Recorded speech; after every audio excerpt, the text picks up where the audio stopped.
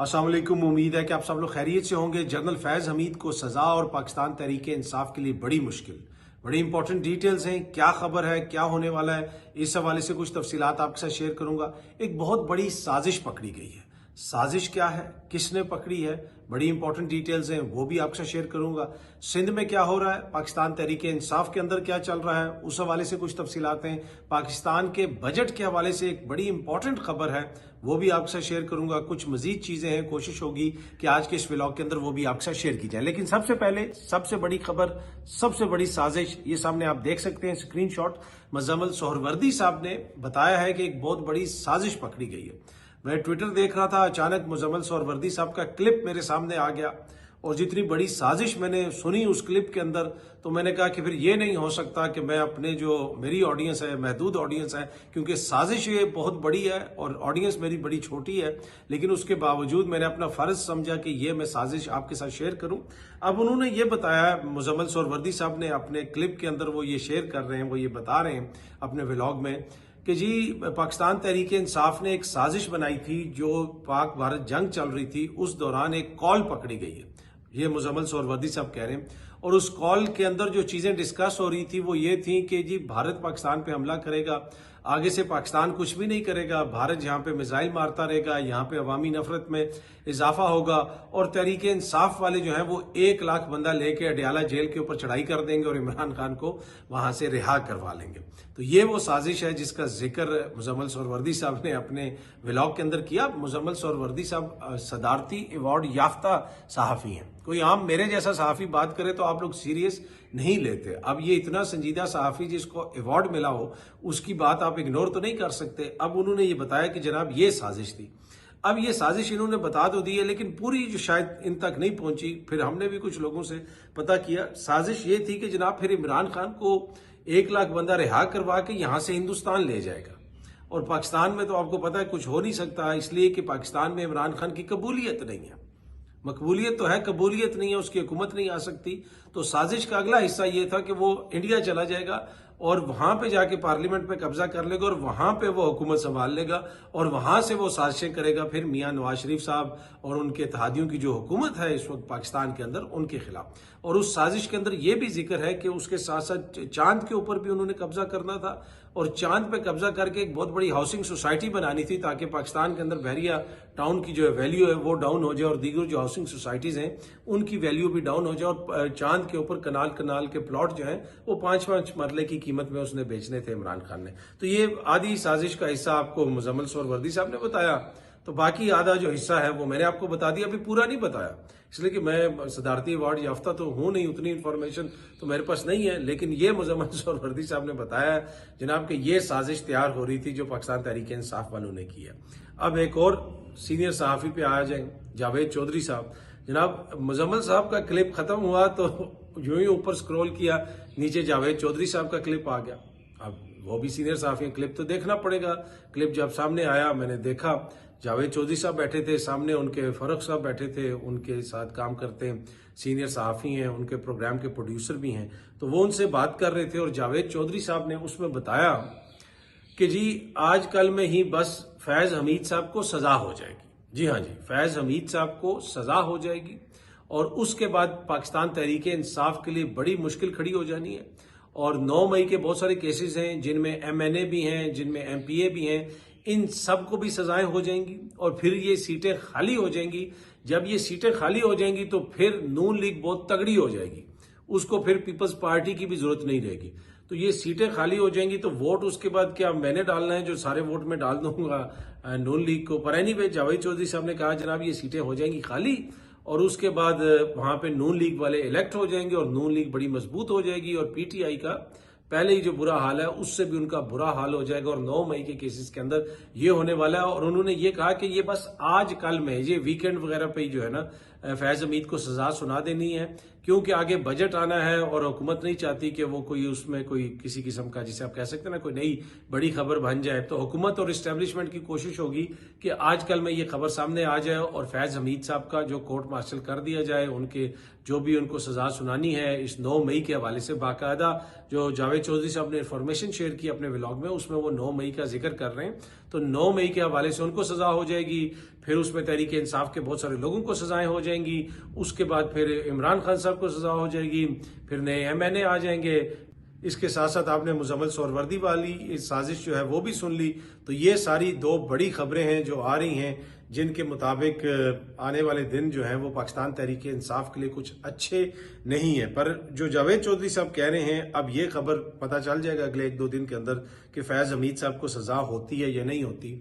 पहले भी बहुत सारे लोग ये खबर दे रहे थे कि इमरान खान का मुकदमा फौजी अदालत में चलेगा। अभी दोबारा इस किस्म की बातें हो रही हैं कि इमरान खान साहब का जो मुकदमा है वो फौजी अदालत में चल सकता है और फौजी अदालत में उनके ऊपर मुकदमा चलाया जाएगा। मैंने पहले भी अर्ज किया था कि मुझे नहीं लगता कि इमरान खान साहब का मुकदमा फौजी अदालत में चल सकता है, और फिलहाल भी मुझे कोई ऐसी सिचुएशन नजर नहीं आ रही कि जहां पे मुझे इमरान खान साहब का मुकदमा किसी फौजी अदालत में चलते हुए नजर आए।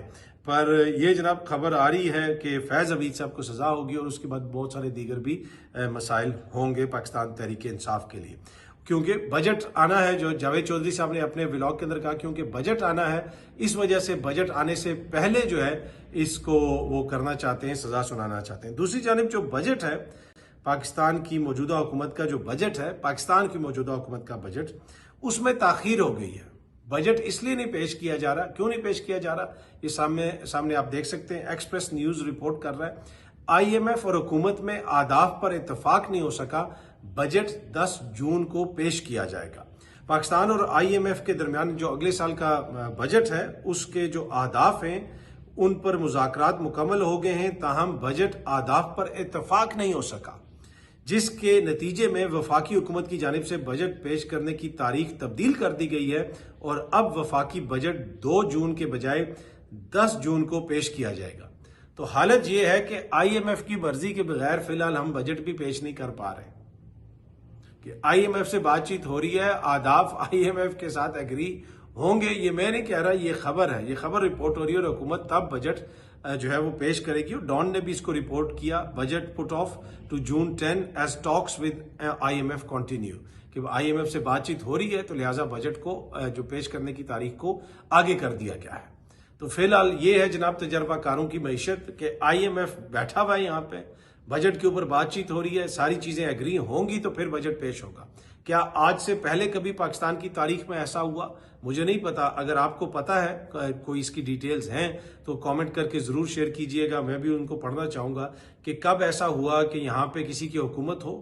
जब इमरान खान साहब की हुकूमत थी, कभी IMF यहाँ पे आके बैठा था और IMF की मर्जी से बजट बनता था? हाँ, IMF की शराइत जरूर होती थी, माजी में भी होती थी, लेकिन उस जमाने में जब एक वो स्टेट बैंक के हवाले से कानून साजी की गई और कुछ चीजें हुई, तो उस वक्त कौन सी मोजिज शख्सियत खड़े होकर पार्लियामेंट में कहती थी तुम गद्दार हो, मुल्क को गिरवी रख दिया, आलमी इदारों के मुताबिक मुल्क चलाया जा रहा है, मुल्क की मैशत उनकी मर्जी से चलाई जा रही है। अब तो खबरें ये आ रही हैं कि जब तक IMF से आदाफ एग्री नहीं होंगे, IMF पाकिस्तान की हुकूमत और IMF किसी चीज के ऊपर एग्री नहीं करेंगे, तब तक बजट पेश नहीं किया जा सकेगा, which is really worrying to be honest, कि ये हमारी मौशी हालत है। इससे आप अंदाजा लगा लें कि हमारी मौशी हालत ये है कि IMF हम एग्री करेगा तो हम अपना बजट पेश करेंगे।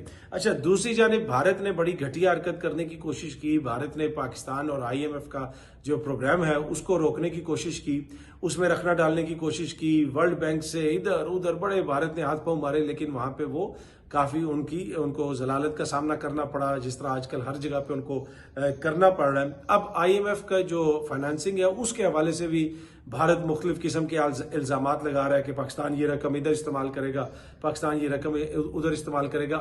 IMF ने भारत के जितने भी इस किस्म के दावे हैं उनको रबिश कर दिया है, उनको कंप्लीटली इग्नोर कर दिया और उन्होंने कहा कि इसमें कोई सदाकत नहीं और भारत झूठा प्रोपेगेंडा कर रहा है।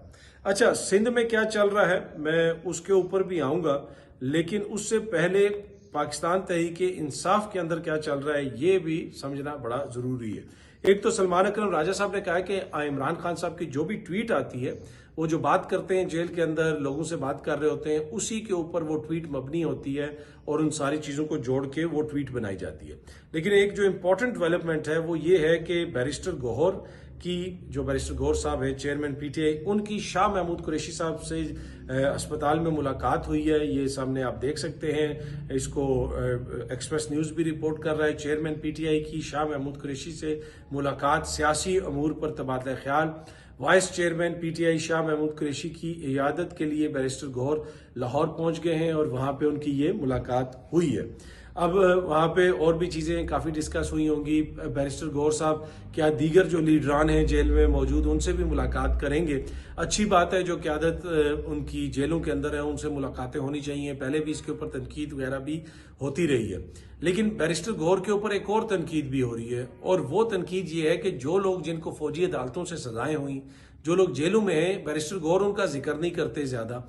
और इमरान खान साहब के जो भांजे हैं हसन न्याजी, जिनको 10 साल की सजा हुई भी है, उन्होंने भी इस हवाले से तहफ़्फ़ुज़ात का इजहार किया है। ये खबर भी मैंने देखी और मुख्तलिफ लोग इस हवाले से कमेंट भी कर रहे हैं कि उसके अलावा कुछ दीगर लोग भी हैं, वो ये कहते हैं कि जी बैरिस्टर गौहर साहब का रवैया जो है वो इंतहाई जो है नरम सा है, वो उस तरह बात नहीं करते। लेकिन मेरे ख्याल में समटाइम ये होता है कि कुछ लोगों का जमात के अंदर किरदार कुछ और होता है, कुछ का कुछ और होता है। कुछ हुकूमत पे दबाव डालेंगे, कुछ हुकूमत से बात करेंगे, और बैरिस्टर गौहर जो है वो उस ग्रुप में जो हुकूमत से एंगेजमेंट का हामी है, और एंगेजमेंट जहाँ पे भी हो रही है उसमें बैरिस्टर गौहर साहब का बड़ा कलीदी किरदार है।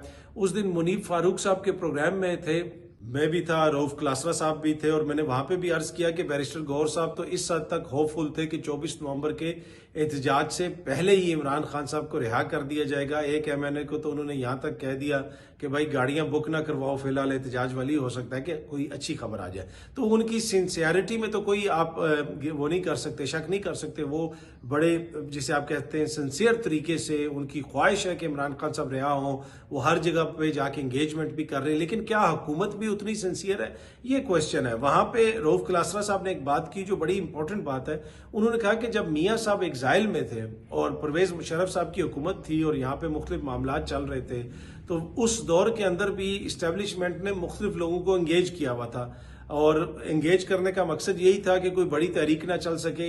इससे भी वादा हुआ था कि भाई तुम भी वज़ीर आज़म बन जाओगे, तुम्हें ये बना दिया जाएगा, तुम्हें वो बना दिया जाएगा। तो वो हर किसी को मुख्तलिफ चीज़ें जो है वो शेयर की जाती थी। और रऊफ क्लासरा साहब ने बताया कि बहुत सारे लीडरान ने जो मुख्तलिफ सहाफ़ियों से ये चीज़ें शेयर की कि इतने सीनियर बंदे ने मुझे ये कहा है, मुझसे ये वादा किया है। तो उस वक्त भी वो डिफरेंट चीज़ें शेयर की जाती थी। हो सकता है कि अभी भी तहरीक इंसाफ की क़यादत के साथ हुकूमत की जानिब से मुख्तलिफ चीज़ें शेयर की जाती हों कि जी ये होने वाला है, दूसरे को कहा जाता हो वो होने वाला है, लेकिन हुआ कुछ नहीं। और उस दौर में भी मुख्तलिफ लोगों को वज़ीर आज़म बनाने की बातें की गई, लेकिन आखिर में वो मीर जफर उल्लाह जमाली साहब जो हैं वो आके बन गए थे वज़ीर आज़म। तो बैरिस्टर गौहर साहब की भी एंगेजमेंट होती है और वो बड़े होपफुल हैं, लेकिन क्या उस के नतीजे में कोई चीज़ सामने आएगी? फिलहाल तो वो चीज़ उस तरह क्लियर नहीं है, लेकिन देखते हैं आगे चीज़ें किस तरफ जाती हैं और चीज़ें कैसे पैन आउट होती हैं, कैसे जो है पाकिस्तान तहरीक इंसाफ को रिलीफ मिलता है, जिसके हवाले से पाकिस्तान तहरीक इंसाफ के मौजूदा चेयरमैन बैरिस्टर गौहर साहब काफ़ी होपफुल है। अच्छा, बजट का मैंने आपको बताया कि बजट हमारा ऐसा है कि IMF मंजूरी देगा तो बजट मंजूर होगा, यानी आदाफ पे हम एग्री करेंगे तो बजट मंजूर होगा। डॉन न्यूज़ भी ये रिपोर्ट कर रहा है, एक्सप्रेस न्यूज़ भी ये रिपोर्ट कर रहा है। लेकिन उससे बड़ी खबर एक और रिपोर्ट हो रही है कि वज़ीर आज़म रवां माह तुर्किया, ईरान, अजरबैजान, ताजिकिस्तान का दौरा करेंगे। वज़ीर आज़म जनाब 29 ता 30 मई जो है दोशंबा में बैनुल-अक़वामी किसी कॉन्फ्रेंस में शिरकत करेंगे। उसके बाद वो ईरान का दौरा भी करेंगे, अजरबैजान का भी करेंगे, ताजिकिस्तान का भी करेंगे, तुर्किया का भी करेंगे। तो ये IMF से जो हमें डॉलर आते हैं, वो क्या डॉलर हमें इस तरह खर्च करने चाहिए बैरूनी दौरों पे? इन दौरों से अब तक पाकिस्तान को क्या मिला है? आई डोंट नॉट नो कि कितने अरब डॉलर की इन्वेस्टमेंट आ गई है, और इतने ज्यादा दौरों की क्या जरूरत है कि हर महीने ही बाहर का दौरा हो रहा होता है। पर एनीवे यकीनन इसमें कोई पाकिस्तान का बड़ा फायदा होगा, तो इसी वजह से वो ये दौरे कर रहे होंगे। तो वज़ीर आज़म साहब जनाब इसी महीने में इन ममालिक का भी दौरा करेंगे। सिंध के अंदर क्या चल रहा है मैं उसके ऊपर आता हूं, लेकिन एमल वली खान साहब के हवाले से आपको पता है कि चेयरमैन PTA ने वो एक चर्च के सिगरेट वाली बात की, और उसके ऊपर एमल वली खान साहब ने एक्सेप्शन ली, और लेनी भी चाहिए। पार्लियामेंटेरियंस के हवाले से आप ऐसे बात नहीं कर सकते। एक सरकारी अफसर जाके वहां पे कैसे कमेटी में ऐसे बात कर सकता है? लेकिन चेयरमैन PTA साहब ने कहा कि ये एक लाइट हार्टेड कमेंट था जिसको आउट ऑफ कॉन्टेक्स्ट लिया गया, लेकिन एमल वली खान साहब ने इसके ऊपर काफी ज्यादा रद्द-ए-अमल दिया। अब जो PTA है उसके ऑफिशियल ट्विटर अकाउंट से ये चीज शेयर की गई है कि chairman PTA major general retired Hafizur Rahman has expressed regret over the incident that occurred during the Senate Functional Committee on Problems of Less Developed Areas. उसमें उन्होंने ये भी कहा कि उन्होंने ड्यूरिंग द मीटिंग भी ये क्लैरिफाई किया था कि he had no intention of being disrespectful और यूजिंग अनपार्लियामेंट्री जो जुबान है, गैर पार्लिमानी जुबान है, उसको इस्तेमाल करने का उनका कोई इरादा नहीं था। और उन्होंने ये भी कहा कि he stated that upon returning to the room by honourable senator a light hearted remark was exchange with honourable senator Aimal Wali Khan, और जिसके ऊपर वो जो है वो रिग्रेट करते हैं, उनका कोई ऐसा इरादा नहीं था। He has already extended his unconditional apology before the honourable committee chairman PTA emphasized that he holds Senator Emil Wali Khan and his esteemed family in the highest regard and continues to respect all members of the Senate. कि वो Emil Wali Khan साहब की भी बड़ी इज्जत करते हैं, तमाम सेनेटर्स की इज्जत करते हैं, और एमल वली खान साहब का जो खानदान है वो भी उनकी नज़र में उसकी भी बड़ी कदर है, इज्जत है। तो कोई उनका ऐसा इरादा नहीं था कि वो उनको डिसरिस्पेक्ट करें। अच्छा, एमल वली खान साहब ने भी इस ट्वीट के ऊपर ट्वीट किया हुआ है जिसमें उन्होंने कहा कि see you in the privilege committee. उन्होंने कहा कि जी आप वहाँ पे आइएगा, मैं आपको वहाँ पे देखूंगा, और अपने ये जो लाइट हार्टेड रिमार्क है इसके साथ आइएगा, या तो इस्तीफा या रिमूवल, और and then see you at the courts for the humiliation you have caused me, कि जो आपने मेरी सुबकी करवाई है, जो मेरी आपने बेतौकीरी करवाई है, जो मुझे ह्यूमिलेट जिस तरीके से किया है, उसकी वजह से मैं आपको अदालतों में भी लेके जाऊंगा।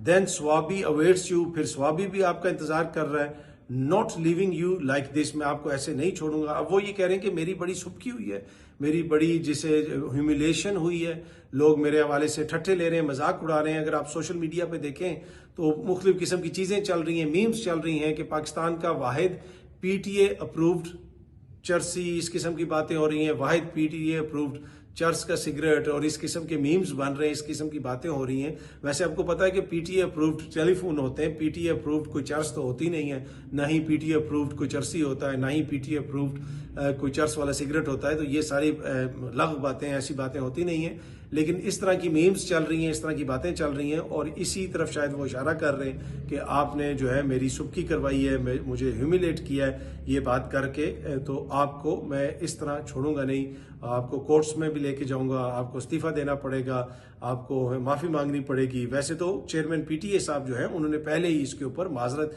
कर ली, और पीटीए ने बाकायदा इसके ऊपर बयान भी जारी किया है चेयरमैन साहब का। अच्छा जी, ये सामने आप खबर देख सकते हैं कि case launched for stopping Aseefa Bhutto's convoy in Jamshoro. Aseefa Bhutto साहबा का कॉन्वॉय जा रहा था, वहां पे एहतजाज हो रहा था, और रास्ते में जनाब वहां पे रोका गया उनकी गाड़ी को, या उनके काफिले को रोकने की कोशिश की गई, जिसकी वजह से प्रोटेस्टर्स के खिलाफ वहां पे केस दर्ज कर दिया गया है। इस वक्त मोरो के अंदर भी सूरत हाल काफी ज्यादा कशीदा है, सिंध के मुख्तलिफ इलाकों के अंदर एहतजाज हो रहा है। सिंध के जो वजीर दाखिला है उनका एक जगह पे जो घर था बड़ा सा, उसको भी जला दिया गया। तो काफी ज्यादा डिसकॉन्टेंट आपको नजर आ रहा है सिंध के अंदर। वो पुरानी वाली बात नहीं रही जिस तरह कहा जाता था ना कि जी इसी तरह वो भुट्टो जिंदा रहेगा और इसी तरह चीजें चलती रहेंगी। नहीं, अब वो सूरत हाल नहीं है। दूसरी जानिब पाकिस्तान तहरीक इंसाफ ने भी तहरीक का आगाज किया हुआ है, वो भी मुख्तलिफ जुलूस निकाल रहे हैं, रैलीज निकाल रहे हैं। लेकिन ये जो सिंध की अवाम का एक ऑर्गेनिक किस्म का एहतजाज है, उसमें काफी ज्यादा जोर आ रहा है, काफी ज्यादा रिजेंटमेंट है। आप देखें, मैं पहले भी इसका मैं जिक्र कर चुका हूं कि आप इन लोगों को देखें, इनके काफिले देखें, इनकी गाड़ियां देखें, इनके कपड़े देखें, और सिंध के आम बंदे की हालत देखें। मिर्च और रोटी के साथ वो खाना खाते हैं। इनके आप देख लें कि इनके महल देख लें, इनका कोई ताल्लुक आपको कहीं से नजर आता है कि क्या ये उन लोगों के नुमाइंदे हैं? कि वो लोग जो 2 वक्त की रोटी का खर्चा नहीं बर्दाश्त कर सकते, उन लोगों के ये नुमाइंदे हो सकते हैं जो इधर चले गए उधर चले गए। बड़े बड़े इनके काफिले, इनके वुजरा के आप काफिले देखें टिकटॉक्स पे, जनाब उनके बच्चे टिकटॉक्स बना रहे हैं, वहां पे जो अफसरशाही है उनके बच्चे टिकटॉक्स बना रहे हैं। क्या कुछ हो रहा है, आम जो सिंधी है उसकी तो हालत ही बुरी हुई हुई है। तो ये वो सारी चीजें जिसकी रिजेंटमेंट आपको नजर आती है, चाहे फिर वो आसफा के खिलाफ एहतजाज हो, या पीपल्स पार्टी के खिलाफ एहतजाज हो, या ओवरऑल सिंध के अंदर कैनाल्स के हवाले से एहतजाज हो। तो इन लोगों की इतने अरसे से वहां पे हुकूमत है। वैसे भी अगर आपकी हुकूमत डिलीवर भी कर रही हो तो 5-10 साल के बाद लोग तंग आ जाते हैं। ये तो 50-60 की दिहाई से वहां पे इक्तदार में, मसलसल इक़्तिदार में, तो सिंध के अंदर अब वो सिचुएशन नहीं रही है जो पहले थी। ये वडेरों को साथ मिला के सीटें तो जीत जाते हैं कि जनाब ये वडेरा मिला लिया, वो वाले ब्रदर्स मिला लिए, ये कर लिए, ऐसे कर लिया। जो बंदा आता है आगे से उसको जनाब टिकट वापस करवा देते हैं या फिर उसको बिठा देते हैं। एक पीटीआई का सेनेटर जो बहुत बड़ी बड़ी बातें करते थे और बड़े डायलॉग बोलते हैं, शायद अभी भी बोलते हो, उन्होंने भी वो जनाब दस्तबरदार हो गए थे वो पीपल्स पार्टी के कैंडिडेट के मुकाबले में। वो भी हमने देखा। फिर आसफा भुट्टो जरदारी साहिबा जो है वो बिला मुकाबला मुंतखब हो गई। सिंध में किसी माँ ने ऐसा बच्चा पैदा नहीं किया, किसी माँ ने ऐसा जो है कोई बेटी पैदा नहीं की जो आसफा भुट्टो के मुकाबले में इलेक्शन लड़ सकती। बिला मुकाबला उनको लाया गया। तो भाई बिला मुकाबला आप जब तक लाते रहेंगे और इसी तरीके से आप टोटल डिसरिगार्ड शो करेंगे आवाम के लिए, किसी जगह पे भी करें, चाहे खैबर पख्तूनख्वा में करें, पंजाब में करें या किसी और जगह पे, तो एंड ऑफ द डे उसकी कोई ना कोई रिजेंटमेंट तो आएगी। चीज़ें तो फिर हमेशा आप उस तरह तो इंतजामी एतबार से कंट्रोल नहीं कर सकते। वैसे माजी के अंदर जो स्टूडेंट हैं हिस्ट्री के, आप गूगल कीजिएगा, एक मौलाना अब्बासी होते थे जिनका ताल्लुक जमात इस्लामी से था। उन्होंने भुट्टो के खिलाफ इलेक्शन लड़ना था, उनको इलेक्शन से पहले उठा लिया गया था, एक डाक बंगले में रखा गया था यही कच्चे के इलाके के करीब कहीं पे, और वो अपना टिकट जमा नहीं करवा सके थे। और उन्होंने इल्जाम लगाया था कि मुझे इसलिए उठाया गया था क्योंकि ये भुट्टो को बिला मुकाबला मुंतखब करवाना चाहते थे, और गालबन भुट्टो बिला मुकाबला वहां पे मुंतखब हुए थे। तो ये कोई नई बात नहीं है। वो जो कहते हैं ना जिंदा है, जिंदा है, तो बहुत सारी चीजें अभी जिंदा हैं। बहुत जल्दी आप सब दोस्तों से दोबारा मुलाकात होगी। Thank you very much.